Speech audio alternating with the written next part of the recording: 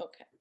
Hi everybody, it's Kerrie here at the North East Autism Society. It's time for one of our pre-recorded sessions this morning.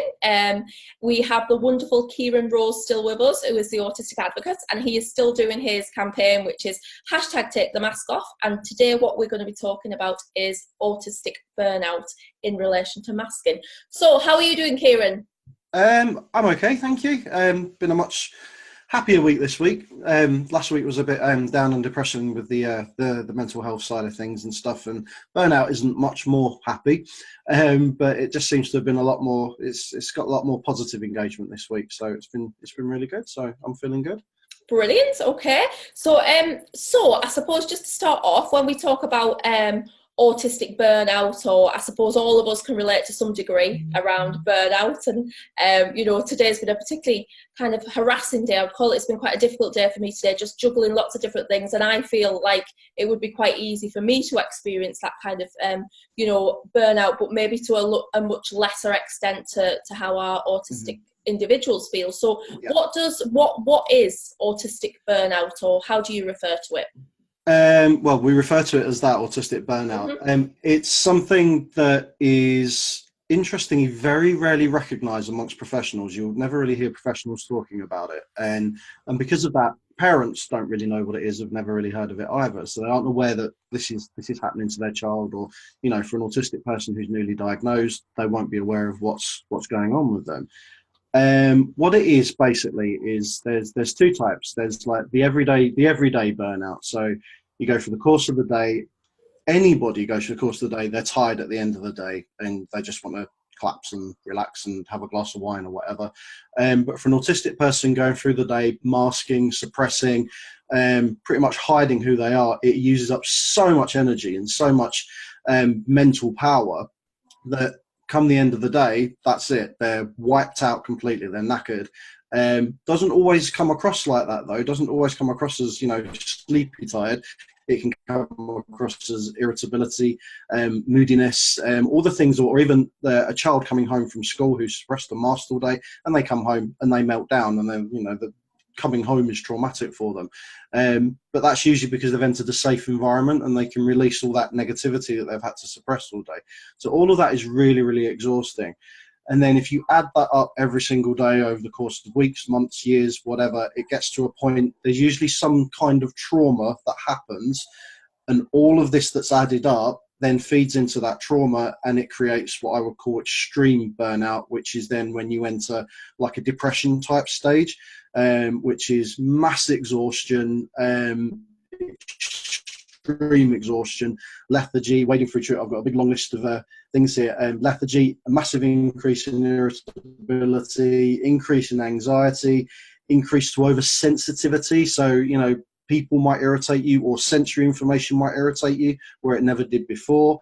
Heightened auditory processing problems as well, where you're not hearing things. It's almost like you become deaf because it's like you're hearing underwater and everything comes out a bit muffled or slower. Increased in shutdowns or meltdowns, just brain fog, memory loss. It just goes on and on and on and on, a huge list of things. And it's often mistaken, especially in teenagers and upwards to our older people, it's often mistaken for depression. And so it's often, especially in the undiagnosed, it's treated as depression, especially lots of women who are late diagnosed, and they've been misdiagnosed all their lives, mood disorders, bipolar, massive bouts of depression, and actually none of it is depression. It's all because they've been going through bouts of burnout. So that's it in a nutshell, what it is, the two types of it. Okay, so I suppose what you're saying there is it on a daily basis things can build up, and if we're masking in particular, we're holding it all in and we're being somebody, we're not able to be ourselves in that environment. So it could be quite subtle, I suppose. This burnout could be quite subtle in that somebody's experiencing it, after school. We talk about that a lot, and we do see that quite a lot in a lot of our children and young people. But then I suppose there's that much bigger picture again, isn't it? And I suppose this links back to what we were talking about last week around mental health, is that if you're constantly masking and you're, it's building up over time, then you're going to have this big burnout.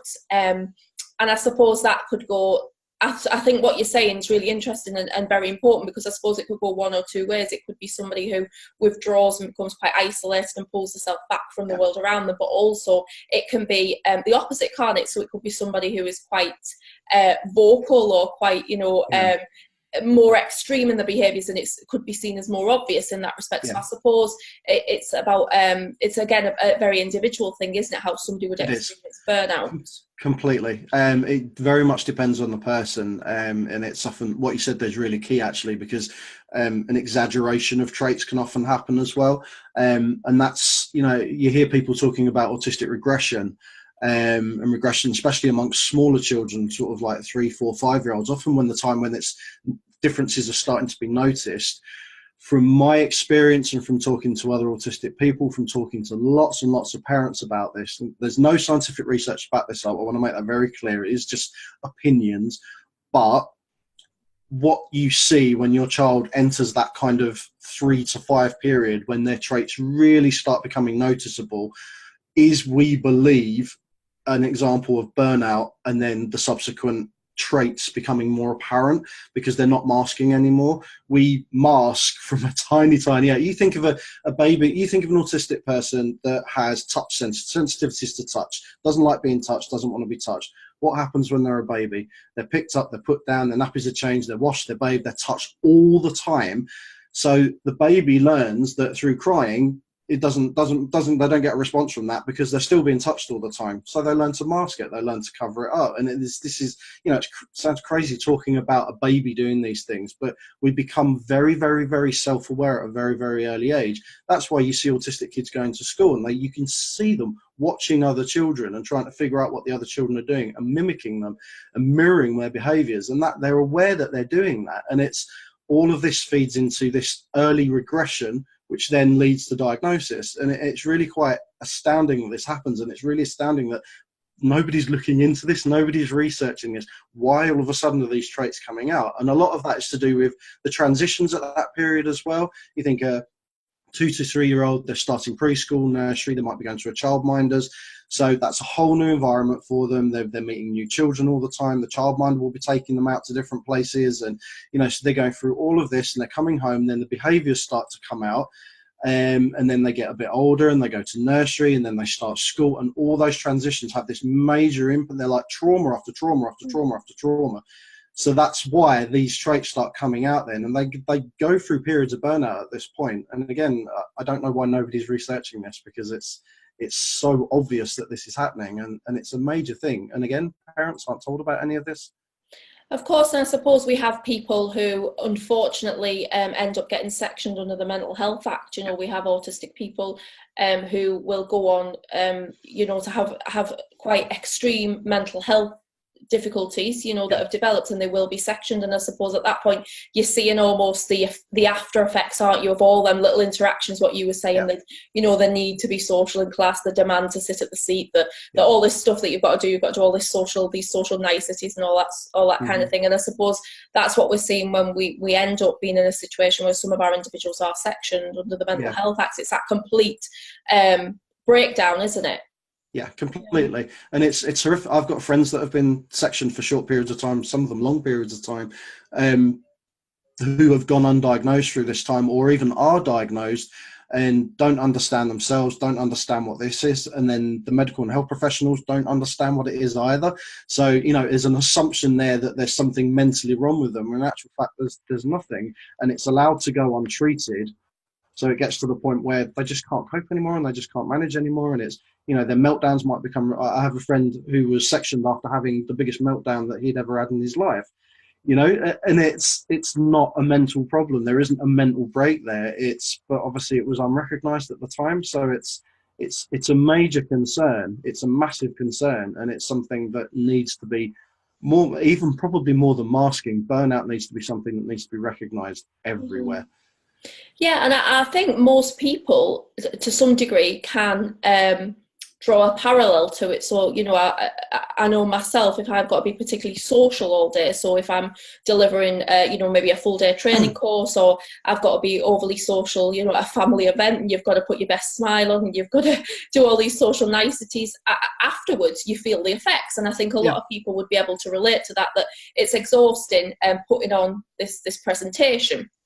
And I suppose the difference being for maybe myself, who isn't autistic, I can then go home, kind of find my own coping strategies, you know, walk the dog, whatever it might be, feel a little bit better, wake up the next day, and, you know, you start again, don't you? But I suppose for our autistic people, that it's constant, isn't it? And I think a lot of our individuals struggle to identify how they're feeling, and they identify with that emotional regulation as well, so they might not know what works for them to make themselves feel better. So if you've not got them strategies in place, that can be, I imagine that can be really difficult, and it just continues, doesn't it, and builds up and builds up and builds up. Completely. And I mean, we talked last time about during the mental health video about when I took my overdose and tried to kill myself when I was a teenager, and that's a really common story amongst autistic people, even diagnosed autistic teenagers. And there's a lot of self-harm and suicidal thoughts and things that go on there. And all of that is tied into burnout, and all of that is tied into exactly what you just said there, the inability to be able to emotionally regulate yourself, to not know what you need, and to not be able to express what you need either, or express what's happening to you. And so that's when a lot of assumptions come in. And it's even things that you come down to, you know, I was on antidepressants as a teenager, off and on them my whole teenage life. In and out of the doctors, but I was unable to verbally express what was going on with me. I didn't understand what was going on with me. So how can then, excuse me, how can then I go into a GP's and explain to the GP what's happening with me as well? You know, and that was from an undiagnosed point of view. And even from a diagnosed point of view, that still happens, that diagnosed people go to the doctors and they explain that this is how they are feeling. Oh, well, you're depressed. Here, have some antidepressants. Here, go and have some CBT, which, by the way, very rarely works for autistic people, you know, and it's kind of so, and then the antidepressants don't work, and the CBT, that the counselling doesn't work, and then you're left at the end of it thinking, well, hold on, something's wrong somewhere because it's not working for me. And then quite often in undiagnosed, but in late diagnosed people, that period before they're diagnosed is usually when they enter the biggest patch of burnout that they have ever entered in their lives. And the diagnosis kind of is the end result of that burnout. So in a way, it's a positive thing that it happens, because it does tend to lead to the realization that something's not right. They start looking on the internet for things, you know, Googling their symptoms kind of thing. And then the word autism pops up. But it shouldn't have to be like that. It shouldn't get to the point where people's lives are effectively destroyed before they realise what's going on with it, you know. And that's kind of what happened to me in my early 30s, and that happens to so many other people, that, you know, you reach a point where you just can't go on anymore, and you don't know what's happened. And this is, you look back on your life, and it's just, to you, a period like a failure after failure after failure after failure, things that you've not been able to cope with, things that have exhausted you constantly. You're just so tired, and it's all autistic burnout. And it's and I see it in practice. I see this exactly what you're saying in practice. We've had individuals, particularly that have been, you know, you talk about that late diagnosis. So we've had individuals that have been diagnosed, you know, 60, 70-year-old, and actually that has been after what people refer to as a nervous breakdown or mental breakdown, or I'm not sure of the correct term that we use these days, but that's what it would be referred to. And actually, you know, looking at that person in the context that they were in, it was actually autistic burnout, and it was absolutely the onslaught of all them. It's almost like constant assault on the system, isn't it? Whether it's emotional, it's sensory, it's you know, constant communication. All them years for that person in particular just built up over that whole lifetime, and resulted in this burnout. And that's absolutely what it was. And I think, you know, when you're talking about medication, I think that's really interesting, because obviously for individuals that aren't clinically depressed, antidepressants aren't going to work. So you know, that again in itself is a training issue for our health professionals to actually maybe look at, you know, what is the difference here? What are we seeing? Are we seeing somebody who is clinically depressed? As we know, there are people that exist that are clinically depressed, and autistic people who are clinically depressed. But actually, is it that presentation, or is it this idea of burnout, which we're talking about now? So I think there's a lot more around education, Kieran, that needs to be people. Yeah, absolutely. And I think it's so important that, yes, that, you know, professionals are educated, but then in turn parents are educated as well about this, because it's, you know, I talk to a lot of parents and they actually recognize this in their children, and they see it happening in their kids. They don't know what it is. They just assume, oh, it's part of autism. That, you know, that's what it is. And it's so easy. I see so many parents that unwittingly are very dismissive about it as well. It's like, you know, they might have had a trip somewhere the day before, and, you know, they're exhausted the next day, and it's like, oh, they'll be fine. They're just tired after yesterday. But what they don't realise is that, yes, there's a physical impact of what happened yesterday, but there's a psychological impact of what happened yesterday as well. And, you know, and if that they aren't allowed a sufficient period of time to recover from what they've been through, then it just gets bottled up and put inside them. And then the next thing that happens gets bottled up and put inside them. And then that's when it all starts adding up. And it's if it's not something that you are going through or have gone through, then it's really, really hard for anybody to empathise what it feels like. And especially from a child's point of view, a child that cannot tell you what is going on with them, they just are feeling these feelings and feel this physicality, this exhaustion and everything that's going on. You know, and they are clutching for control, really, because that's when a lot of the meltdowns come in, because it's anxiety. That this feeds anxiety, so they clutch for control, and they're, you know, they need more control of their environment, more control over what's going on with them. They start controlling through food, and all of this starts happening, and parents just are unaware that all of this is going on in the kid's head. It's really difficult. Yeah, I think it is so difficult for, you know, you're a dad yourself to your young people, so you know how difficult it is for families to have the time sometime as well, I suppose, because it's these things happen and family life is so busy now. You have to move on to the next thing, and we have to do this, and we have to go to school, and we have to clean the clothes, and you know the list goes on, doesn't it? And I think it's difficult sometimes for families to have that time to be able to backtrack on this behaviour that we might see, actually pick it apart. You know, I know it's something that we do here at NIAS with our service users. We use a model where you will look at a behaviour, and you could spend days, weeks, months, years unpicking that behaviour and trying to work out what was the function of it and where did it come from. But you know that you need a lot of time, and you need a lot of minds around the table to do that. So I think it's probably really difficult for our families. And I think the other thing which I am, I'm always talking about, because I think it's so important, is these children knowing their own coping strategies. But to know your own coping strategies, you've also got to know your own feelings. You've got to know when you're feeling rubbish, or you're feeling tired or stressed. And I think, I don't know if you'd agree, Kieran, but I think what I see, particularly in practice, is a lot of our young people and children will go from 0 to 100 very quickly. So there's no grey area in between. I find it very difficult to identify with that grey area. So what we're saying there about identifying burnout, a lot of our individuals would find that really difficult, because there isn't that middle ground. It's I'm either here or I'm there. And absolutely. And a lot of it is about, you're right, it's about context. It's about the parents having, you know, time is precious. Time's precious for all parents. I've got 3 children myself. You know, it's like you said, like life charges on at 1,000 miles an hour kind of thing, and sometimes it's really difficult to be able to step back and look at what's happening from an objective, non-biased point of view. But it's really essential as well, and that's the kind of the balance that you need. You need to be able to think, my child is behaving in a certain way. What's triggered that behaviour? They're not just behaving because they're not just misbehaving because they're misbehaving.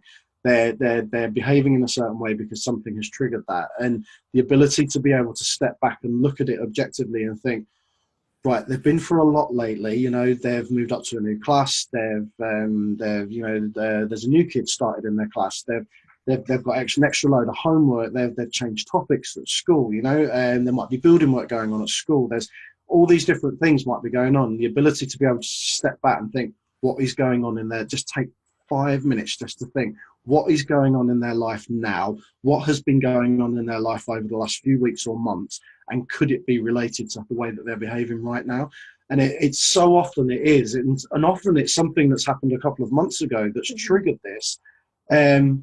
But you've dismissed it because it's something small to you, because as a parent, it doesn't bother you. But to the child, it's the biggest thing in the world. It's enormous, but they won't be able to tell you that So it is really, like you said, it is having just taking the time to just sit and unpick the behaviour, even just a little bit, just to think, something's causing this. They're not just reacting because this is how they're reacting. They are reacting to something, and that something is something that's obviously very important to them that they might not even be able to tell you themselves what it is. And I know that's really like woolly advice, because it's not really advice at all. but a lot of this, a lot of parenting an autistic child is literally taking a step back from the situation and thinking, why are they acting like the way that they're acting? Why are they melting down? Why are they shutting down? Why are they non-verbal at the moment when they were verbal a minute ago? Or even for a non-verbal child, they were playing happily a second ago, and then all of a sudden, something's triggered a huge meltdown. Something in their environment will have triggered that, or something, they've got a frustration, or all of this plays into that, and then all of this feeds into this idea of burnout as well. Because if you can't recognize these triggers, then you're not going to be able to recognize that your child is actually entering a period of time where they're most vulnerable and most fragile, and they really need your support, but you're not able to give them to them because you don't know. Yeah, and I think that's when we see some of these situations where, there's been, I don't know if you've seen, but there's been a few studies completed recently about parent to child violence, which is a very difficult topic to discuss in itself. But I think that's maybe when we see these two kind of people coming together, and if you're not able, if you find it really difficult to give your child time at that moment in time, and you're going in and saying, we need to get up, we need to move, we need to do this, that's when we can almost see this blowing up, can't we? And we can see that real difficult situations that families find themselves in, I think, isn't it? And it's very real, and it's very difficult. It totally is difficult, but I think what you're saying is take a step back and look at the perspective and look at the context and look at actually, and I always think about how you would feel in that situation. So I remember many years ago, I read this brilliant book, and it was this guy who was a support worker, and he was going up getting this young man up for school every day, and the young man, every time he was going up, he was putting his cover over his head and screaming and shouting and trying to kick the support worker and get him out of his bedroom. So what they did, they just considered the whole context of the situation, and actually what the support worker was doing, he was going in, he was putting the bright light on, he was saying, get up. Now, if you're half asleep and you kind of, somebody's coming in your room and putting a light on and trying to drag you out your bed to go to school, you're going to react in a certain way. You're not ready at that point emotionally to interact with the world around you. So I always remember that as an example, because I think it's important. I think it's important that we look back and we put, as parents, we try as hard as it can be, is to put ourselves in the person's position, particularly for little children. Try and think how they're seeing the world through their eyes. I think it's important. Especially with the younger children as well, because younger children are obviously more emotive. They do react instantly to things, and they are triggered very, very easily by very, very small things. And even knowing the difference between a meltdown and a tantrum as well is so important. And it's kind of, the way that I always look at a tantrum is, a tantrum has an end goal. The child wants something. That's why they're having a tantrum. A meltdown can stem from a tantrum. If they don't get their way, then they become so worked up and overloaded that it triggers a meltdown. But it's knowing the difference between the two and how one can feed the other that lots of parents don't understand. Obviously lots of parents do, but lots of parents don't. And then that's why in the last video, when I mentioned about parents often being triggers for their children, parents often do trigger negative behavior in their children, or what would be seen as negative behavior in their children, because they don't understand, the communication isn't there, or the lack of understanding in what the autistic child needs in terms of their environment or in that given situation. The ability to step back isn't there and look at it objectively, and that's how parents often trigger that. Obviously there are other things that can do it, perfumes and height and food and all different smells and all different things, but behavior is often, we talk about negative behavior in the autistic child, but actually, and challenging behavior, but actually a lot of what we see as challenging behavior in autistic children is triggered by challenging behavior from adults. It's challenging to the autistic child. It's looking at it from that other way. And that's the same way I look at communication as well. Communication works both ways. You might have a non-verbal child, a child that does not speak, but they communicate in a million different other ways. But because they don't speak, it's seen that, then they're seen as incompetent, they're seen as not intelligent, they're seen as, they can't make decisions for themselves, and all that feeds into this kind of this negative outlook that autistic people have for ourselves, and the negative messages that come across, and again, all of that plays into burnout. What we were talking about last week about the negative narrative that we have around autism, that feeds into our poor mental health, that feeds into burnout, that feeds into how we feel about ourselves. And if you feel terrible about yourself and you try and do something, it's a lot harder to do it than it is if you feel good about yourself. And we feel bad about ourselves quite a lot of the time, and that's because we're made to feel that way. And it's, so we've gone a little bit off track of the burnout there, but it's important because it all wraps around, it all wraps around the masking issue, and that's how it relates to masking. And it's kind of, you know, we kind of did mental health week the wrong week. We should be doing mental health this week and burnout last week, because burnout leads into the mental health. But all of this stuff that we're talking about feeds into burnout, and that's how, and masking is what we cover up with. And quite often we mask burnout as well. That's the worst thing. It's, you know, we hide these are things that do have symptoms. Autism doesn't have symptoms, but the burnout that we feel and the burnout that we go through does have symptoms, and we mask those as well because we are furiously trying to protect ourselves from everything. And quite often it comes to the point where we try and protect ourselves from ourselves, which is you know, that's a really hard thing. Which may be another topic in itself, Kieran, as well. But I think we're going to have to leave it there, Kieran, because I'm aware I'm on Lisa's laptop and she's at the door looking at me. So, but I think we only really touched that. I'd love to explore this a little bit further, actually. And I think our family might have some questions. So I am going to have to leave it there. But I think what we're saying is we need to have these discussions. We need to talk about it. We need to get everyone understanding burnout, masking, mental health, and really start having these conversations across everywhere, because it's so important, isn't it? So I'm going to leave it there, folks. So thank you again to the wonderful Kieran for joining us. And again, if you see this video, please like and share it, and follow Kieran's campaign at #TakeTheMaskOff. And next week we'll be back online as well. We're going to be pre-recorded again. So next week we are covering, what we're covering next week, Kieran? Do you remember? Strategies to unmask. Brilliant, yes. Unmasking strategies. Yeah, masking strategies next week. So please join us for that. If you have any questions, comments, if you want to inbox us and talk private about something that we've covered in this topic, we're aware it's a very sensitive, a topic of a very sensitive nature. Please get in touch and we can have a chat as well. So we shall see you all next week, and enjoy your weekend. Bye, everybody. Bye-bye. Bye.